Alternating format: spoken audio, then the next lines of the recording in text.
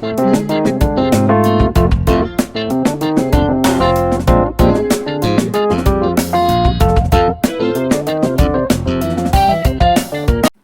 കൂട്ടുകാരെ, എല്ലാവർക്കും സുഖമല്ലേ? പുതിയൊരു വീഡിയോയിലേക്ക് എല്ലാ കൂട്ടുകാർക്കും സ്വാഗതം.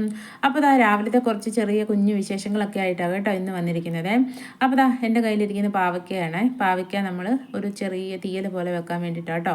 അപ്പുറത്തെ അടുപ്പിൽ ചോറ് ഇരിപ്പുണ്ട്, ചോറ് അരി അടുപ്പേലിട്ടിട്ടുണ്ട് കേട്ടോ. അപ്പോൾ നമുക്ക് പാവയ്ക്ക തീയൽ വെക്കാൻ വേണ്ടി കുറച്ച് എണ്ണ ഒഴിച്ച് കൊടുത്ത് കടുകിട്ട് കൊടുത്തിട്ടുണ്ട്.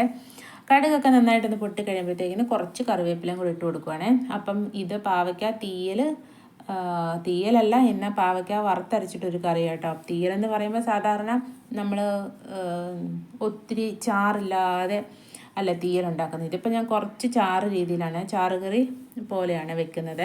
അപ്പോൾ പാവയ്ക്ക ഇട്ട് കൊടുത്തിട്ടുണ്ട്. കറിവേപ്പിലയും കടുകൊക്കെ നന്നായിട്ട് മൂത്ത് കഴിഞ്ഞപ്പോഴേ പാവയ്ക്കായും കുറച്ച് സവോളയും 2 പച്ചമുളകും അരിഞ്ഞതാണ്. അപ്പോൾ അതൊക്കെ നന്നായിട്ട് ഇട്ട് എണ്ണയിൽ കിടന്ന് നന്നായിട്ടൊന്ന് വഴറ്റിയെടുക്കുക കേട്ടോ. അപ്പോൾ നമ്മളിതിന് വെള്ളം ഒഴിക്കുന്നില്ലേ, പാവയ്ക്ക വെള്ളം ഒഴിക്കാതെ ഇങ്ങനെ എണ്ണയ്ക്കകത്ത് കിടന്ന് തന്നെ വേവിച്ചെടുക്കുക കേട്ടോ. നന്നായിട്ട് വഴറ്റി വേവിച്ചെടുക്കുകയാണേ. പിന്നെ നമ്മുടെ കൂട്ടുകാരൊക്കെ ആദ്യമായിട്ട് കാണുന്ന കൂട്ടുകാരൊക്കെ നമ്മുടെ വീഡിയോസൊക്കെ ഇഷ്ടപ്പെട്ടാൽ നമ്മുടെ ചാനലൊന്ന് സബ്സ്ക്രൈബ് ചെയ്യണം കേട്ടോ.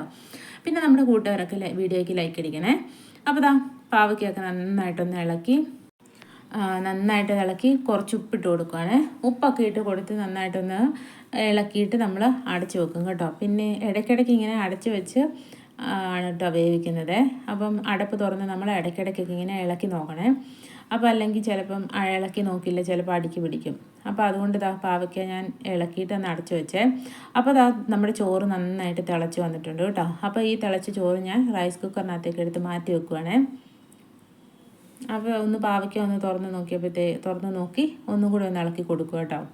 അപ്പം ഇങ്ങനെ പാവയ്ക്കായും ഇളക്കി പിന്നെ നമ്മുടെ വേസ്റ്റുകാർ വന്നു. അപ്പോൾ ചോറ് തിളച്ചത് ഞാനെടുത്ത് റൈസ് കുക്കറിനകത്ത് മാറ്റി വെച്ചിട്ട് വേസ്റ്റ് കൊടുക്കാൻ വേണ്ടി പോവുകയാണ്.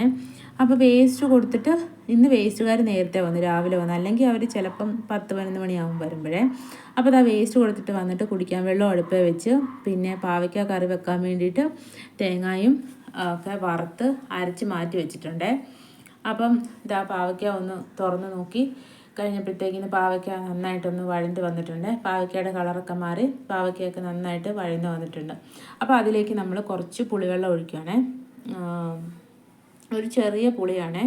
അപ്പോൾ ആ പുളി ഒന്ന് കുറച്ച് നേരം വെള്ളത്തിലിട്ട് വെച്ചിട്ടുണ്ടായിരുന്നു. അപ്പോൾ ആ വെള്ളത്തിലിട്ട പുളി ഇതിനകത്തേക്ക് ഒഴിച്ച് കൊടുക്കുക. അതിന് മുമ്പ് കുറച്ച് മഞ്ഞൾപ്പൊടി ചേർത്ത് കൊടുക്കണേ. മഞ്ഞൾപ്പൊടി ഞാൻ ചേർത്തില്ലായിരുന്നു കേട്ടോ. അപ്പോൾ മഞ്ഞൾപ്പൊടിയും ചേർത്ത് നമ്മുടെ പുളിവെള്ളം ഒന്ന് ഒഴിച്ച് ഒന്ന് അടച്ചു വെക്കും കേട്ടോ. പിന്നെ ഇന്നത്തെ ഒരു ചെറിയ കുഞ്ഞു വീഡിയോ കേട്ടോ, അധികം വിശേഷങ്ങളൊന്നുമില്ല. നമ്മുടെ ഒരു രാവിലത്തെ ചെറിയൊരു കുഞ്ഞു വീഡിയോ ആണ്. അപ്പോൾ വീഡിയോ ഇഷ്ടപ്പെടുന്ന കൂട്ടുകാരൊക്കെ സപ്പോർട്ട് ചെയ്യാനൊന്നും മറന്നു പോകരുതേ. പിന്നെ എല്ലാവരും വീഡിയോസ് കണ്ടിട്ട് അഭിപ്രായങ്ങളൊക്കെ പറയണം കേട്ടോ. അപ്പോൾ പുളിവെള്ളമൊക്കെ ഒഴിച്ച് കൊടുക്കണേ. പുളിവെള്ളം ഒഴിച്ച് ഒരു 2 മിനിറ്റ് ഒന്ന് അടച്ചു വെക്കും കേട്ടോ. അപ്പം ഇത് പാവയ്ക്ക കറിയാണോ എന്ന് ചോദിച്ചാൽ കറി, തീയലാണോ എന്ന് ചോദിച്ചാൽ തീയൽ. അപ്പോൾ അങ്ങനത്തെ ഒരു കറി കേട്ടോ. കുറച്ച് ചാറല്ലേ, അപ്പോൾ ചാറ് കറി ഒന്നും ഇല്ലാത്തതുകൊണ്ട് പാവയ്ക്ക ചാറ് പോലെ വെക്കാൻ വേണ്ടിയാണേ.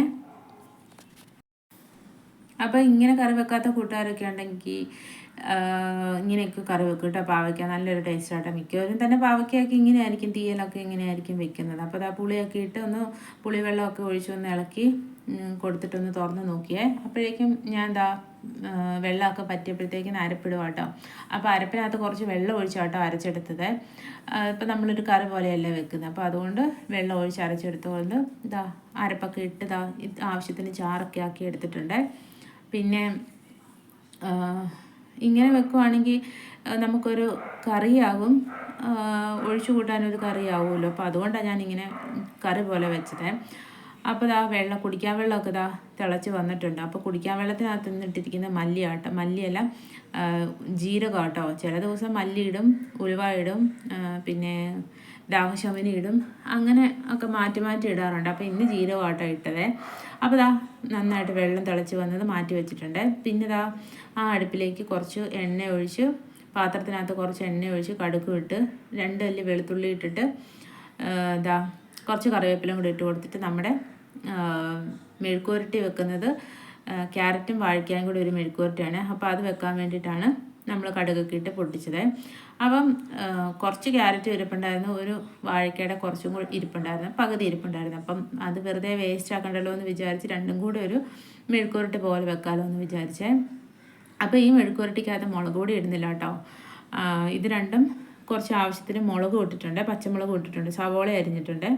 അപ്പോൾ അതും ഇട്ട് ഒരു കുഞ്ഞു മെഴുക്കുവരട്ടി ആക്കാൻ വേണ്ടിയിട്ടാണ് കേട്ടോ. കുറച്ച് കുരുമുളക് പൊടി ലാസ്റ്റ് ഇട്ടിട്ടുണ്ട്, അപ്പോൾ ഒരു പ്രത്യേക ടേസ്റ്റ് കിട്ടും. അപ്പോൾ അങ്ങനെ സിമ്പിളായിട്ടുള്ളൊരു മെഴുക്കുവരട്ടി റെഡി ആയിട്ടുണ്ട്. അപ്പോഴേക്കും ഇതൊക്കെ ചെയ്ത് വന്നപ്പോഴത്തേക്കും നമ്മുടെ ഷാമി അവിടെ പതുക്കെ എഴുന്നേറ്റ് വരുന്നുണ്ട്. അപ്പം ഇപ്പം 9 മണിയാകുമ്പോൾ സ്കൂളിൽ പോകണം, 9:30 ക്ലാസ് തുടങ്ങും. അപ്പം ഏകദേശം 8 മണി സമയം ആകാറായി, 7:45. അപ്പോഴേക്കും അടുക്കളയിലെ പണിയൊക്കെ കഴിഞ്ഞ് ആ സമയമായപ്പോൾ ഷാമിക്ക് എഴുന്നേറ്റ് വന്നിട്ടുണ്ട്. അപ്പം പിന്നെ രാവിലെ ബ്രേക്ക്ഫാസ്റ്റിന് വേണ്ടി പുട്ടാട്ടോ ഉണ്ടാക്കുന്നത്. പുട്ടിന് പ്രത്യേകിച്ച് കറികളൊന്നുമില്ല, പുട്ടും പഴവും ഇരിപ്പുണ്ടായിരുന്നു. അപ്പോൾ പുട്ടും പഴവും കൂടെ കഴിക്കാൻ വേണ്ടി, അത് എളുപ്പമല്ലേ രാവിലെ പുട്ടും ഒക്കെ ഉണ്ടാക്കാൻ വേണ്ടി, അതുകൊണ്ട് പുട്ടുണ്ടാക്കി കേട്ടോ. അപ്പോൾ നമ്മുടെ കറിയൊക്കെ റെഡി ആയിട്ടുണ്ട്, മെഴുക്കുവരട്ടിയും റെഡിയായി, നമ്മുടെ പാവയ്ക്കായും തീയലും റെഡിയായി, പുട്ടും ഉണ്ടാക്കി. അപ്പോഴേക്കും ഷാമിക എഴുന്നേറ്റ് എൻ്റെ കയ്യിൽ കയറിയിരിക്കും കേട്ടോ. പിന്നെ ഞങ്ങൾ സ്കൂളിൽ പോകാനുള്ള തിരക്കാണ്. അപ്പോൾ വീഡിയോ ഇഷ്ടപ്പെട്ട എല്ലാവരും സപ്പോർട്ട് ചെയ്യാൻ മറക്കല്ലേ. താങ്ക്